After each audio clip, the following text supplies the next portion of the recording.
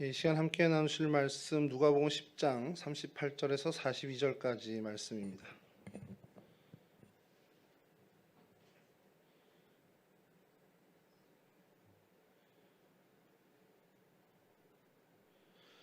누가복음 10장 38절에서 42절 말씀 저랑 한 절씩 교독하도록 하겠습니다. 새 번역입니다. 그들이 길을 가다가 예수께서 어떤 마을에 들어가셨다. 마르다라고 하는 여자가 예수를 자기 집으로 모셔드렸다. 이 여자에게 마리아라고 하는 동생이 있었는데 마리아는 주님의 발 옆에 앉아서 말씀을 듣고 있었다. 그러나 마르다는 여러 가지 접대하는 일로 분주하였다. 그래서 마르다가 예수께 와서 말하였다. 주님, 내 동생이 나 혼자 이 일하게 두는 것을 아무렇지 않게 생각하십니까?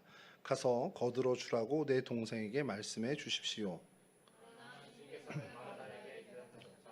마르다야, 너는 많은 일로 연연하며 즐거웠다. 함께 하시죠. 그러나 주님의 일은 많지 않거나 하나뿐이다. 마리아는 좋은 몫을 택하였다. 그러니 아무도 그것을 그에게서 빼앗지 못할 것이다. 아멘. 예, 오늘 좀 잘 아는 얘기입니다. 마르다와 마리아 이 두 자매의 이야기, 이걸 가지고 저희들이 함께 생각을 좀 해보려고 하는데, 여러분 후회한 적이 있어요? 그 인생을 살면서 후회를 해본 적이 있습니까? 후회가 남는 일이 있었나요? 엄청난 삶을 사시는군요. 항상 보면은 뭐가 지나고 나면 그때 그거 그러지 말걸, 아니면 그때 그거 할걸, 이런 후회를 하게 됩니다. 제 주변의 사람들은 거의 다 그래요. 대부분 다 지난 일에 대해서 좀 아쉬움을 갖고, 우리 여한이라고 그러죠. 그 여한을 좀 남는 그런 삶의 모습을 좀 보일 때가 있는데, 그런 얘기들을 이제 친구들하고 하다가 보니 왜 후회를 하는 걸까? 그럼 그때로 다시 돌아가면 후회를 남기지 않는 그런 길을 갈 수 있을까? 이런 생각을 합니다.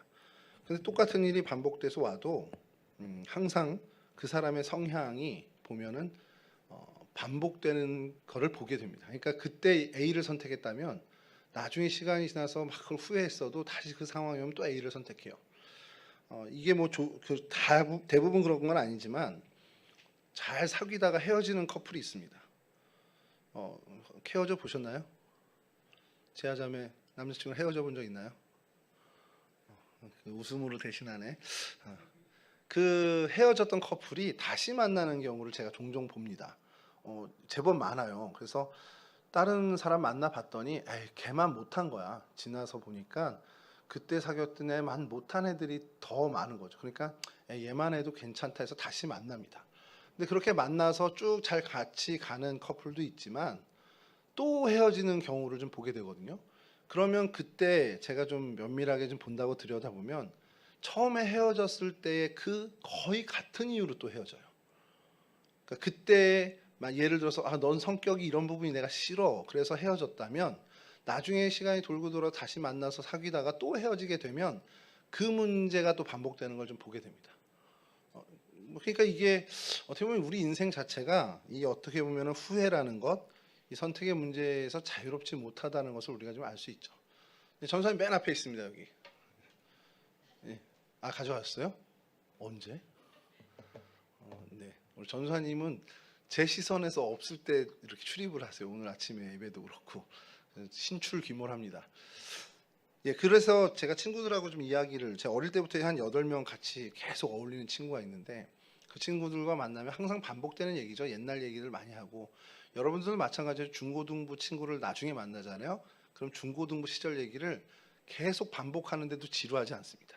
그러니까 그런 어떤 친구들이 있을 거예요. 나중에도 이제 생기게 되고. 그 친구들과 얘기하다가 가끔 이런 얘기를 하는데 요번에 만났을 땐 그 얘기를 했어요. 굉장히 좀 진솔한 얘기, 목회를 이렇게 하는데 이런 문제점이 있다, 삶의 얘기도 하는데, 한 번은 친구 하나가 은연중에 이제 꺼낸 얘기. 야, 내가 회사를 다녀보고 우리 이사로 승급하는 사람들, 뭐 진급하는 사람, 승진하는 사람들 보니까 능력 있는 사람이 되는 게 아니더라, 이거예요. 그리고 우리가 솔깃하죠. 그 능력이 있으니까 임원도 되고 뭐 차장, 뭐 부장, 뭐 이사, 상무 이렇게 되는 거 아니야라는 생각에 있었던 저는 그게 좀 궁금했습니다. 근데 그 친구 얘기 중에 하나가 인생이 그런 사람들 보니까 탁월한 능력이 있어서 성공했다기보단 선택을 잘해서 성공했어. 이런 얘기를 하는 거죠. 그러니까 비슷한 실력을 갖고 있는데 그 둘의 인생이 완전히 바뀌게 되는 건 결국 선택의 문제였다라는 것을 이제 살아보니까 50여 년의 시간을 살아보니까 이제 보여진다는 겁니다. 그래서 제가 그 얘기를 듣고선 계속 되뇌이다 보니까 설교를 준비할 때도 이 선택이라는 것을 벗어나지 못하고 계속 생각을 하는 거예요. 그래서 성경 어떤 본문도 그 관점으로 보게 되는 거죠. 선택이라는 것이 여기도 작용이 됐나? 이 선택에 따라서 이들이 바뀔 수도 있었나? 이런 생각을 좀 해보게 됩니다. 그리고선 만난 게 오늘 본문이에요. 마르다의 선택과 마리아의 선택을 좀 보게 된 겁니다. 여전히 제 친구들도 그렇고 많은 사람들이 뭐 서로 다른 사람들끼리 의견을 나눌 때도 그렇지만 내 안에서 생각도 부딪히는 것 중에 하나가 이 개인의 능력이 인생을 좌지우지하나 아니면 내 배경, 뭐 소위 말하는 집안을 본다거나 어떤 그런 뒷배들이 있다는 그게 더 좌지우지하나 이런 것들을 생각하게 되거든요.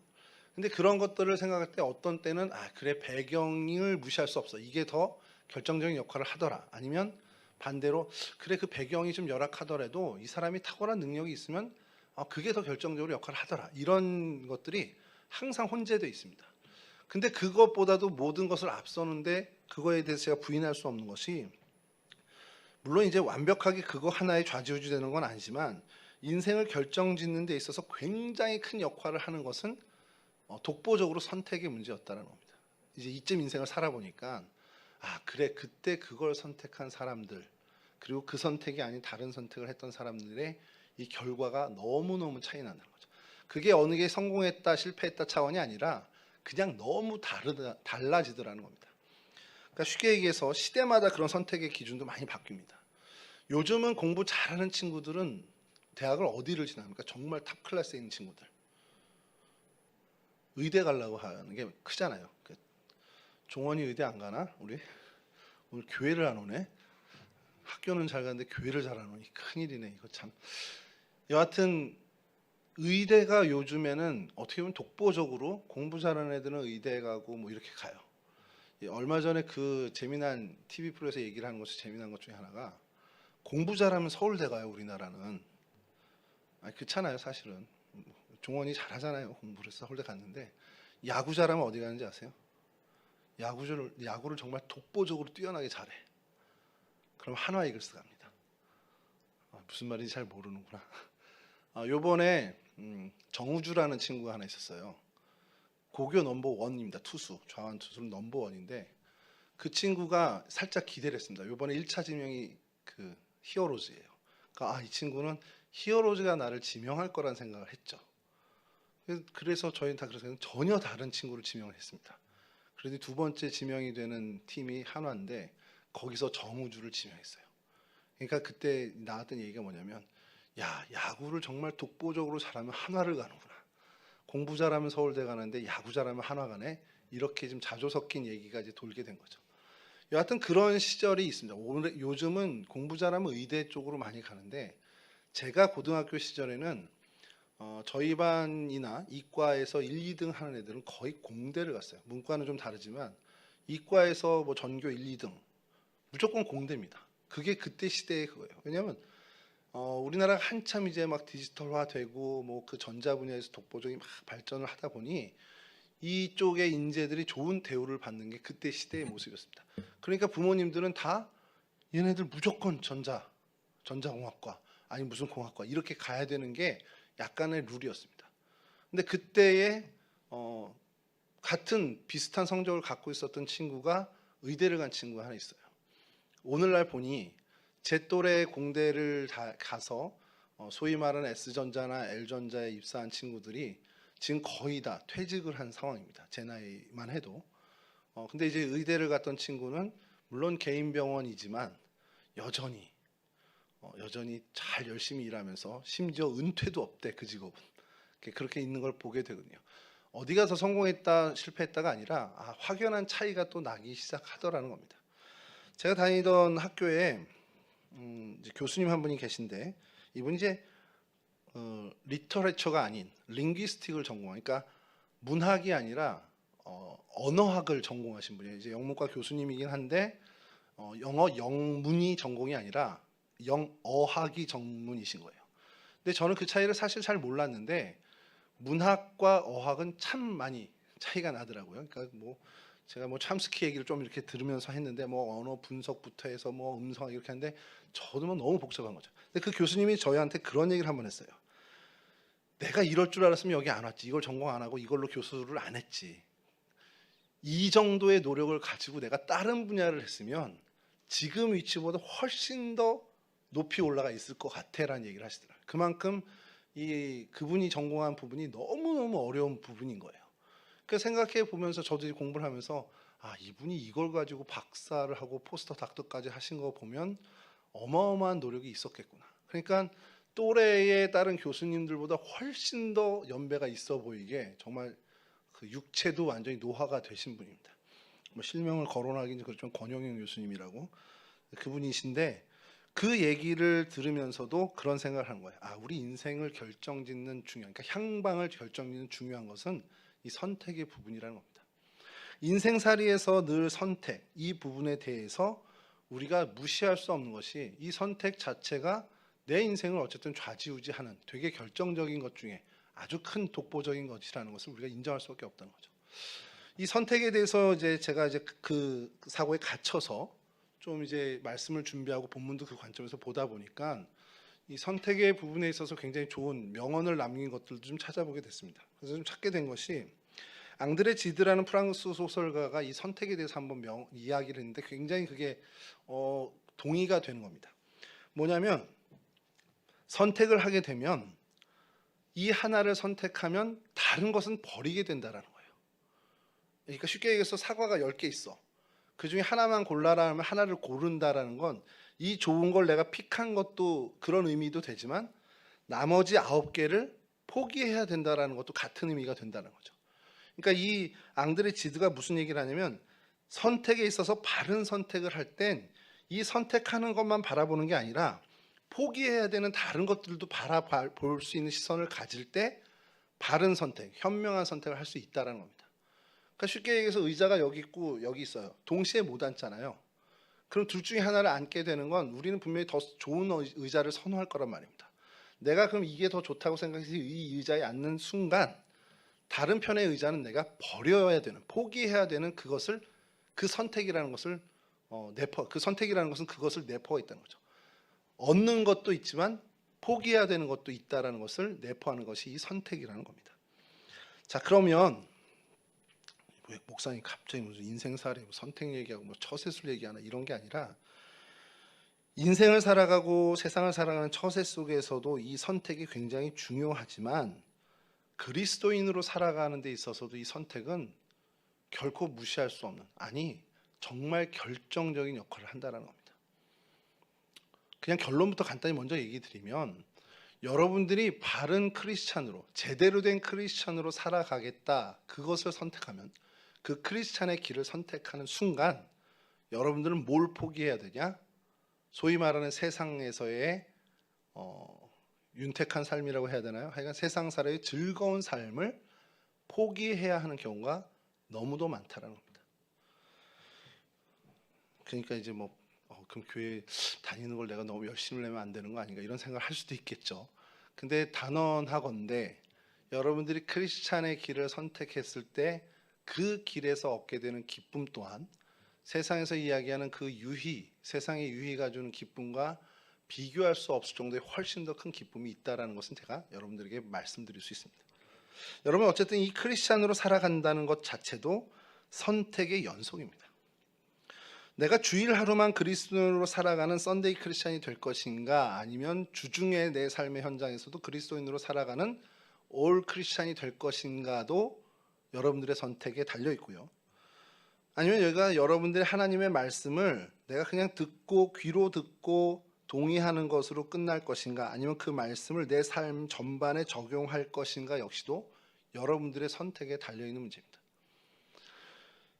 제가 목회를 하면서 약간의 좀 딜레마라고 해야 되나요? 좀 아쉬움이 뭐냐면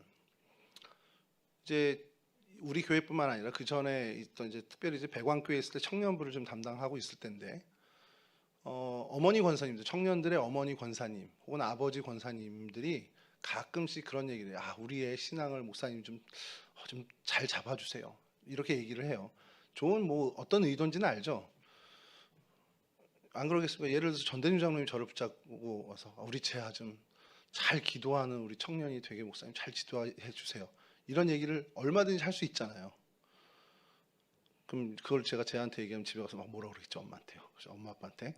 근데 그렇게 부탁하는 게 무슨 마음인지는 알겠는데 여러분 되겠냐고요, 그게. 제가 여러분들의 신앙을 어떻게 보면 책임질 수 있는 역할을 할 수 있을까요? 그때도 마찬가지지만 저는 여러분들의 신앙에 있어서 이러이러한 길은 이렇게 돼, 이런 앞길이 있고 이 길은 이런 것들이 좀 있어라고 소개하는 정도의 역할밖에 못합니다. 제가 여러분들의 어떤 선택을 어떻게 선택해요, 제가? 어떻게 갖춰주고 그것을 해줄 수 있는 능력이 없습니다. 신앙은요, 정말 전적으로 여러분 개개인의 선택의 문제입니다. 여러분들의 결단의 문제고요. 물론 거기에 도움을 줄 수 있는 정보라든지 도움을 줄 수 있는 어떤 동료나 용기를 북돋아 주시는 부분은 할 수 있겠지만 그 신앙의 부분을 목회자가 혹은 심지어 어머니 아버지도 그것은 책임져 줄 수가 없습니다. 오로지 정말 오로지 신앙은 여러분들의 몫이에요. 여러분들의 선택의 몫입니다. 그래서 사실은 여러분들이 바른 기준을 갖출 수 있도록 이 기준, 크리스찬으로 살아가는 이 기준, 이것이 이러이러한 기쁨과 즐거움이 있다 정도를 소개해 주는 것이 저로서는 최선이라는 거예요. 야, 이게 얼마나 기쁜 일인데, 얘들아 이게 얼마나 행복한 일인데 라는 것을 소개해 주는 정도죠. 근데 이게 사실은 어려운 게 말로 설명이 안 되잖아요, 사실. 그러니까 제가 늘 기쁨 속에 살아가야 되는데 부족하다 보니 늘 기쁨 속에 살아가지도 못하고 늘 어떻게 보면 어둡고 꾀지지한 모습으로 살아가니 뭐 신앙생활 잘해봐야 저 정도 될 거면 안 한다 이런 생각할 수도 있겠다는 생각이 들어요. 그래서 김지현 목사님 지난주에 왔을 때 제가 좋았습니다. 영상을 보니까 여기가 다 환해지더라고. 그분 얼굴이 하얘가지고 얼굴도 환하고 막 뒤에 광채도 나고. 그 전주에 제 영상을 보니까 왜 이렇게 시커매? 막 그냥 어둡고 막 음산하고. 그래서 다음 달 둘째 주에는 좀 얼굴 환한 분 말고 저보다 좀 얼굴이 까만 분을 모셔야겠다 싶어서 김준영 전도사님을 모시기로 했어요. 김준영 전도사님 강화에 계시니까 얼굴 더 탔을 거야 아마. 그래서 오시면은 이제 반대가 되겠죠. 여기 확 어두워지겠지. 여하튼 조명을 좀 더 세게 하면 되겠죠. 뭐 어쨌든 여러분 그 선택에 있어서, 그러니까 이 신앙에 있어서 그 선택은 오로지 여러분의 몫이라는 것을 여러분 좀 기억해 줬으면 좋겠어요. 자, 그런데 이 선택을 그러면 어떤 선택이 바른 선택입니까? 라고 해야 되잖아요. 내가 보기에 좋은 선택. 이건 나한테 너무 기쁨을 주고 이건 나한테 너무 유리한 선택이야. 크리스찬의 선택은 그것과 좀 다릅니다. 세상에서 여러분들이 살아가는 인생에선 야, 이게 나한테 좀 이득이 되겠네. 야, 이게 나한테 좀 몫이 남겠구나. 이득이 좀 남겠구나 하는 것이 현명한 선택일 수 있습니다만 크리스찬의 길을 가는 그 선택에 있어서는 좀 다릅니다. 절대적인 기준이 뭐냐면 바로 주님이 원하는 선택이냐 아니냐. 이게 중요하다는 거예요. 주님이 이걸 원하셔? 안 원하셔? 그것을 생각해야 한다는 거예요. 그럼 주님의 뜻이 이것인지 아닌지 어떻게 여러분은 알 수 있어요? 여러분들이 오늘 이 2시에 있는 청년부 예배에 참석해야 한다, 안 해야 된다라는 생각에 갈등을 하지 않았겠지만 혹 갈등을 들 때 그럼 어느 게 주님 뜻이고 어느 게 주님의 뜻이 아닌지라는 것을 무엇으로 여러분들이 알 수 있냐라는 거예요. 이렇게 침 뱉어서 탁 치는 건 아니잖아. 그건 뭐 주사위를 돌리는 것도 아닐 거고. 그 근거는 이게 주님의 뜻인지 아닌지 우리가 알 수 있는 정말 유일하다고 할 수 있는 그 근거는 말씀밖에 없다는 겁니다. 왜냐하면 하나님의 뜻이 어떤지, 주님의 뜻이 어떤지 우리에게 알려주신 것이 우리의 신앙이 너무 신령해가지고 막 꿈에서도 하나님 응답해 주시고 환상을 보고 그러면야 상관없겠지만 저도 그렇고 여러분들도 그렇고 그 정도 아니잖아요. 우리 환상 보세요? 꿈에서 주님이 막 말씀하세요? 아니잖아요. 꿈에 주님이 나타나면 주님인지도 모를걸 제가 볼 땐. 그럼 우리가 알 수 있는 방법, 저나 여러분들의 수준에서 우리 주님의 뜻을 바르게 알 수 있는 단 하나는 하나님 말씀밖에 없습니다. 그러니까 우리 성경 말씀을 가까이 두고 자주 읽고 익숙해져야만 주님의 뜻을 헤아리는데 우리가 발빠를 수 있게 된다는 거예요. 자, 그리고 그 안에 올바른 선택이냐 아니냐를 이미 우리보다 앞서 했던 사람들의 이야기가 들어 있습니다. 그들의 이야기를 보면서 아, 이게 바른 주님의 뜻을 선택했던 사람이 이런 결과 이 길을 갔구나. 아, 주님의 뜻을 바르게 선택하지 못해서 이런 일들이 벌어졌구나. 이런 것들을 우리가 보면서 하나님의 뜻을 알아가는 그런 인생의 여정, 크리스찬의 길을 걸어가게 된다는 겁니다. 자, 이런 일을 하는데, 그러니까 성경 말씀을 가까이 하고 그 말씀 속에서 그 안에 등장하는 성경의 인물들, 그들의 삶 이런 것들을 다 보면서 하나님의 역사를 보고 하나님의 능력을 보고 섭리를 보면서 은혜를 받고 교훈을 받고 하는 그 모든 과정에서 하나님의 뜻을 헤아려 가는 거죠. 자, 그러면서 저희가 근데 이 성경 말씀을 읽을 때 이 선택에 있어서 선택이라는 기준을 볼 때 우리가 조금 간과했던 부분이 뭐냐면, 저도 그런 생각을 많이 했습니다. 성경을 보다가 어느 날 제가 요셉의 이야기를 봐요. 우리 야곱의 아들 요셉. 그래서 이집트의 이제 총리가 되는 그 요셉의 이야기가 얼마나 드라마틱합니까?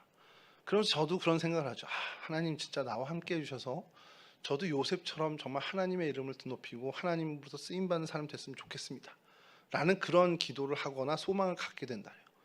근데 그 갖게 됐을 때 우리가 많이 간과하게 되는 게, 어떤 요셉처럼 정말 하나님의 큰 일을 행할 수 있는 일꾼이 되고 싶다라는 마음을 가지면, 그리고 그러한 큰 일꾼이 되기를 결단한다면, 그래서 요셉을 내 인생의 모델로 삼게 된다면, 그의 애굽의 총리, 이집트의 총리인 요셉의 모습만 봐서는 안 되고, 그가 종살이 했던 일, 그가 옥살이를 억울하게 했던 그 일까지도 우리는 수용해야 한다는 겁니다.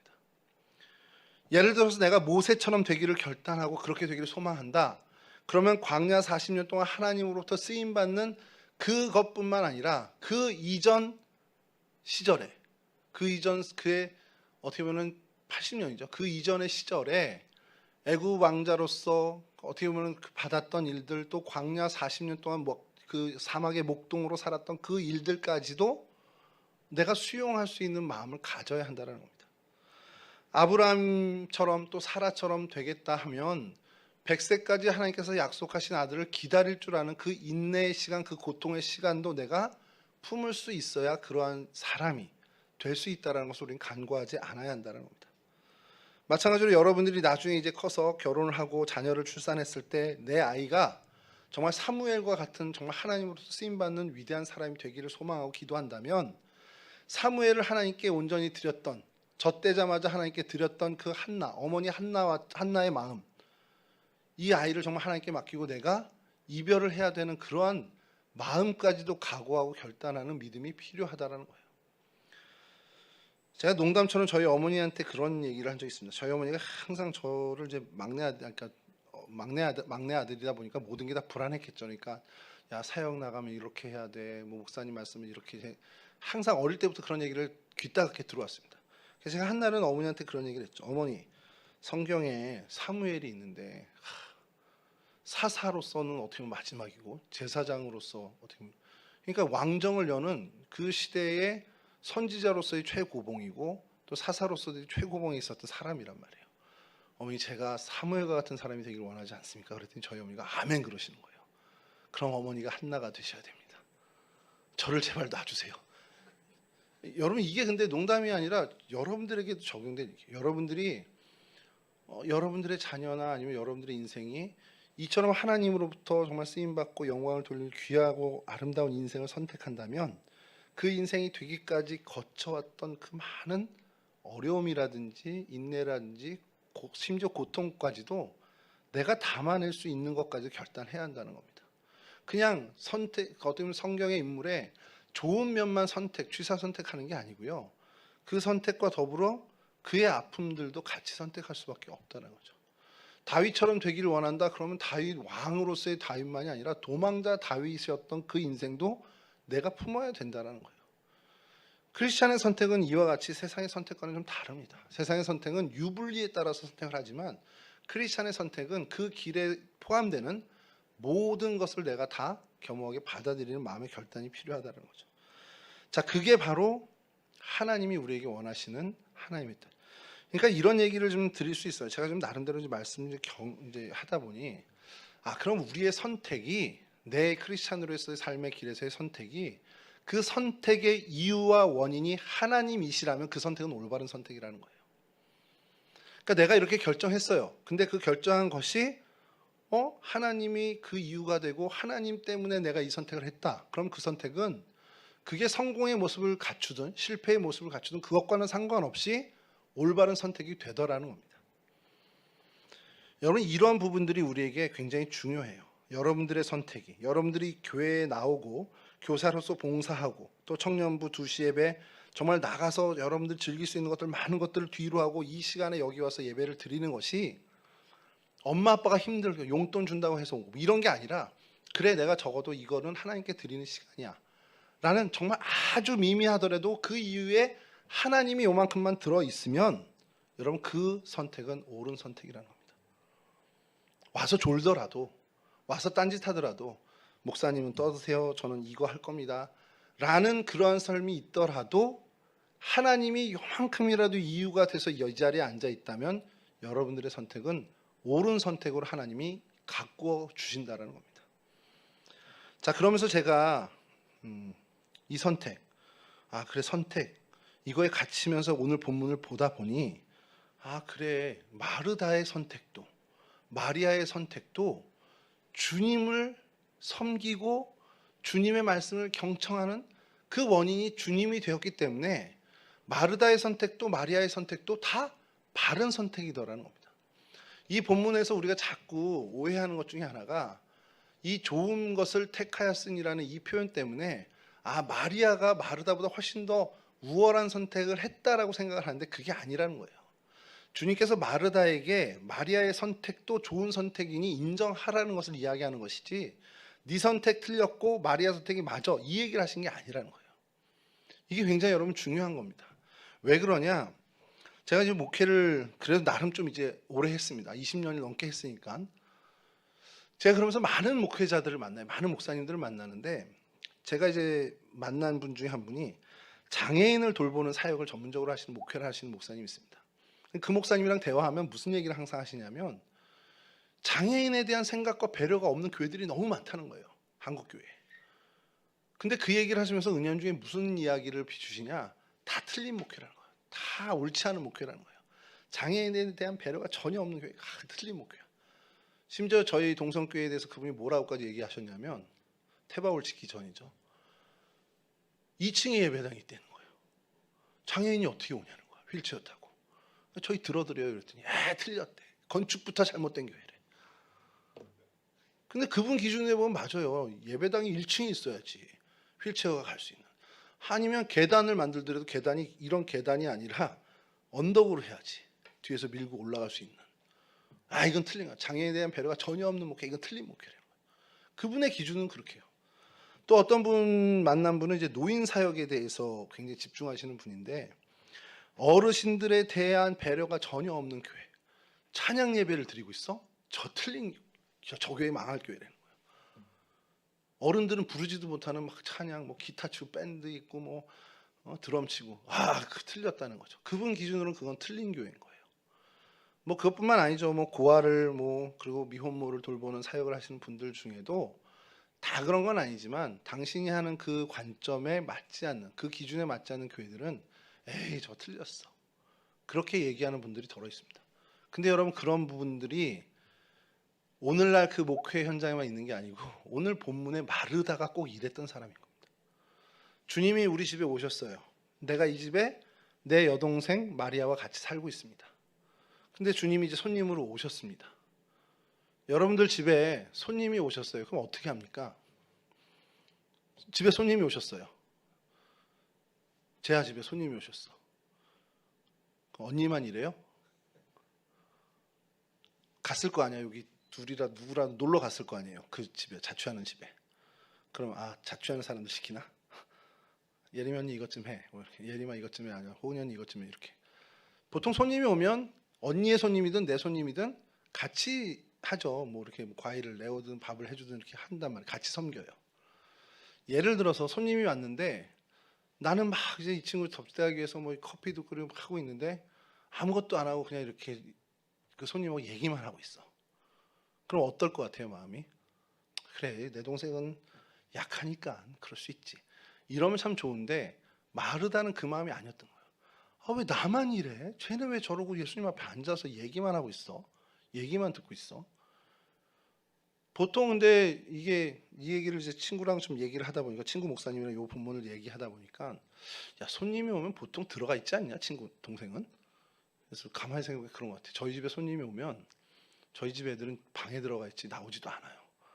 그러니까 보통 그런데 이 마리아는 그래도 나와서 그 손님과 얼굴을 맞대고 이야기를 하고 있다는 거예요.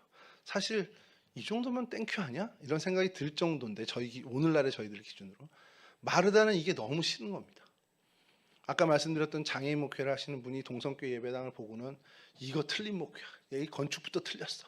이렇게 하는 것과 똑같은 겁니다. 예수님이 손님으로 오셨으면 자기처럼 열심히 그 일에 분주하고 섬기는 일에 예수님을 대접하는 일에 분주해야 되는 게 맞는 거예요. 아무것도 안 하고 그냥 앉아가지고 예수님 말씀 듣고 있는 저건 틀린 겁니다. 그러니 주님께 가가지고 쟤 좀 나무래 주세요. 내 얘기는 안 들으니까 주님이 얘기해서 나를 좀 도우라고 얘기해 주세요. 이렇게 얘기하는 겁니다. 그러니까 얘는 틀린 거라는 게 전제된 그 마음으로 주님 앞에 간 거예요. 근데 얼마든지 충분히 이해할 수 있는 마음입니다. 근데 주님의 반응은 뭐였습니까? 네가 생각하는 그 기준으로는 틀린 걸 수 있지만 마리아의 선택도 좋은 선택이다라는 거예요. 왜 그러냐? 이 역시 마르다의 선택뿐만 아니라 이 마리아의 선택 역시도 그 선택의 이유가 주님이었기 때문에 그것은 바른 선택입니다. 그러면서 마르다에게 얘기하는 그 뉘앙스에는 그게 들어있는 거죠. 너는 봉사까지 할 수 있는 신앙의 수준이야. 그러니까 그 선택을 하고 나를 섬길 수도 있지만 마리아는 아직 그 선택, 그 신앙의 수준까지는 가지 못했어. 그러니 그의 선택을 틀렸다고만 하지 말고 인정해 주라는 것이 주님의 마음입니다. 여러분 이 본문을 통해서 오늘 우리의 모습을 좀 생각해야 한다는 거예요. 여러분들의 선택이 주님이 조금이라도 주님이 그 원인이 되셨다면 여러분들의 선택은 다 옳은 선택입니다. 근데 여러분 우리가 주님의 시선으로 각각을 바라보는 게 아니라 내 시선으로 사람들을 봐요. 우리의 지체들을 보고 교회 일을 보고 해요. 그러니까 내 수준에서 볼 땐 저건 미숙하고 제 선택은 좀 틀린 것 같고 제 선택은 약간 엇나간 것 같은 그런 모습으로 보일 수 있습니다. 근데 그렇지 않다라는 겁니다. 아 그래? 저 친구의 선택 역시도 주님이 이유가 되셨을 거고 그 이유의 선택이었다면 그 선택도 주님께서는 옳게 여겨준 선택이야. 그것을 품으라는 겁니다. 마르다야 네가 너의 신앙 수준에서 나를 위해 봉사하는 선택하는 것이 정당하고 옳은 것처럼 네 동생 수준에서 나의 말씀을 듣기 위해 앉아 있는 것 역시도 옳고 정당한 선택이다라는 것을 마르다에게 얘기해 주신 그 말씀이 오늘 저와 여러분들에게 주님이 하시는 말씀입니다.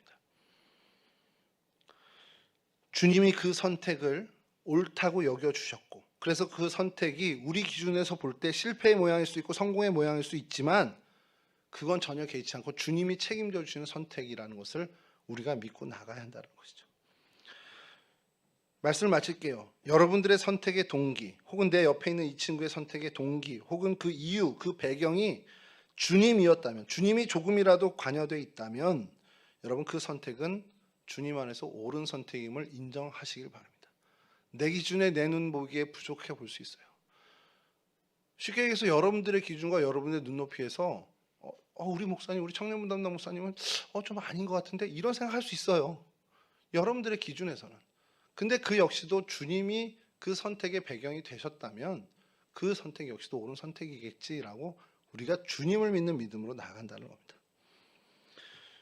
여러분 옆에 친구들을 바라보고 우리 교회 안의 지체, 그 공동체 안의 지체들을 바라볼 때 주님과 그와의 관계를 좀 발견할 수 있으면 좋겠습니다.